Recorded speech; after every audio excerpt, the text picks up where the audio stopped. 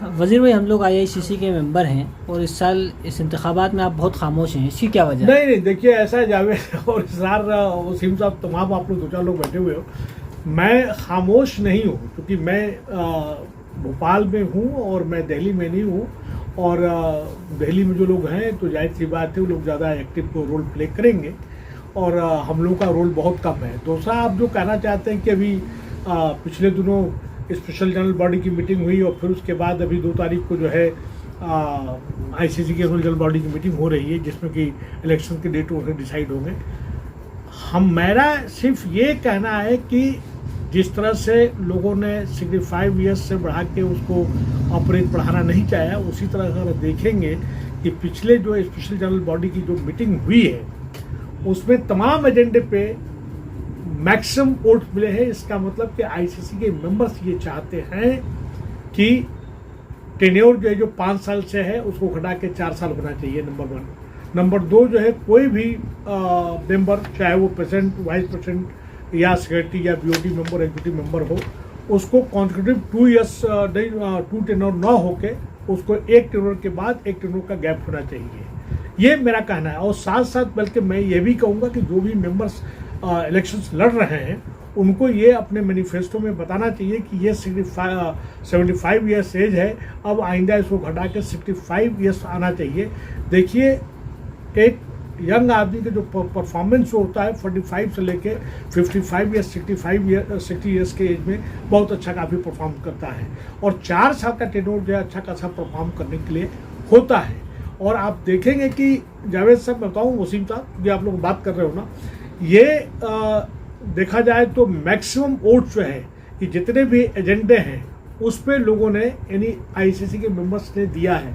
ऐसे हालात में मैं समझता हूं कि ये तमाम जो एजेंडे हैं नेक्स्ट जब इलेक्शन हो तो उसको पास करना चाहिए। आम मेंबर्स को कहना चाहिए कि ये होना चाहिए। ये इलेक्शन ग्रुप बनाकर होना चाहिए, पैनल इलेक्शन जो है देखिए बिल्कुल ये सरासर गलत है। ये जो है ग्रुप बना के या पैनल बना के जो करते आ रहे हैं, जो पिछले कई हर बार हुआ है, 2004 से लेकर 9, 14, 19 हुआ है, ये सब जो है एक तरह गैंग कहिए या कहिए पैनल बना के करना है। इससे फासिज्म को बढ़ावा देता है और ग्रुप बनाने के बाद दूसरा ग्रुप हो जाता है, नेगलेक्टेड फील करता है। इंडिविजुअल को जो भी अपनी काबिलियत सलाहियत पे उनको होना चाहिए, अपना मैनिफेस्टो जारी करना चाहिए और वो अपना बायोडाटा जारी करना चाहिए कि तुम्हारा क्वालिफिकेशन क्या है, तुम क्या करना चाहते हो और उसके जो है एम्स एंड ऑब्जेक्टिव जो है हमारे अगराज व मकासद जो है हमारे आईएसएससी के, उसके साथ साथ और क्या बेहतर कर सकते हो।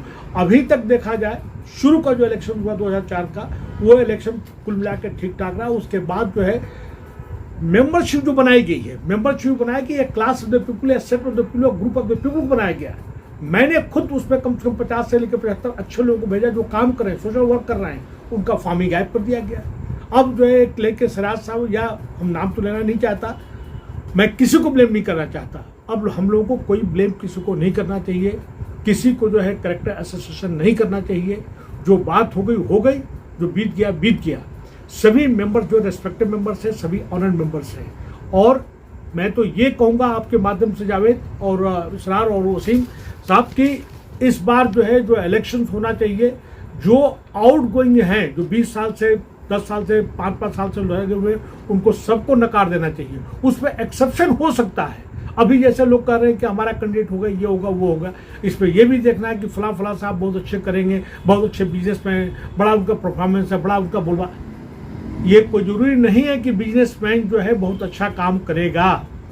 मैं बता दूं आपको, एडमिनिस्ट्रेटर होना चाहिए, एडमिनिस्ट्रेटर के साथ साथ उसकी पर्सनालिटी, उसके खुद का लाइफ जो बहुत ट्रांसपेरेंट होना चाहिए और वो कितना डिलीवर करता है वो मैटर करता है। अच्छा सक्सेसफुल बिजनेस हो सकता है, ये कुछ नहीं कि बहुत बड़ा जो है यहाँ का पेशेंट बन जाएगा तो अच्छा होगा। इसके साथ साथ मैं ये कहूँगा कि मैंने पहले भी उनको बहुत सुझाव दिया कि आईसीसी का पूरे ऑल ओवर इंडिया सब सेंटर्स होना चाहिए, जैसे त्रिवेंद्रम में हो जाए, हैदराबाद में हो जाए, बॉम्बे में हो जाए, उसके साथ लखनऊ में हो जाए, पटना में हो जाए, कोलकाता में हो जाए, गुवाहाटी में हो जाए।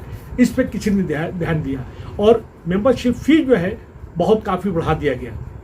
ये फीस जो है ये लोकल जो है एनसीआर के लिए दिल्ली बेस्ड उनके हो सकता है, लेकिन अगर कलकत्ता वाला है तो भाई उसका हाफ कर दो, इस पे ये सोचा जा सकता है। और ये जितने भी मेंबर्स उसके इलेक्शन लड़ने वाले हैं उनको इंडिविजुअल लड़ना चाहिए और इंडिविजुअल अपना मैनिफेस्टो प्लान देना चाहिए, और क्योंकि सभी लोग पढ़े लिखे लोग हैं वो उनको जज करने देना चाहिए।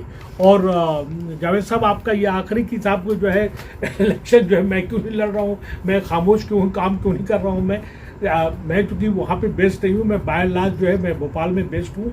और मैं समझता कि मुझे इलेक्शन नहीं लड़ना चाहिए, जो मैं खुद ही कह रहा हूँ कि भाई इस एज को जो है 75 से 65 होना चाहिए, मैं ऑलरेडी 65 क्रॉस कर चुका, तो ऐसे डेट में तो मुझे खुद ही इलेक्शन नहीं लड़ना चाहिए, मैं मिसफिट हूँ। मैं ये तो बात की बात चीज़ें हैं कि इलेक्शन कौन लड़ता है, क्या करता है, ये सब चीज़ें हैं। कुल मिला के मैं बताऊं कि जो आउटगोइंग मेंबर्स हैं उनको इलेक्शन नहीं लड़ना चाहिए, नए को चांस देना चाहिए। जो 75 ईयर्स है उसको 65 कर देना चाहिए, उसके साथ साथ टेनोर भी कम होना चाहिए। टेनोर में जो है अगर 2 टेनोर करता है उसमें 1 टेनोर का गैप होना चाहिए। कुल मिला के ये करना चाहता हूँ मैं। और अब वक्त आएगा बताएगा, 2 तारीख को जो है एजीएम की मीटिंग है, उसमें देखते हैं क्या डिसाइड होता है। ये सब बातें जो फ्यूचर के उसमें है। आप सबका बहुत बहुत शुक्रिया। ठीक है सर।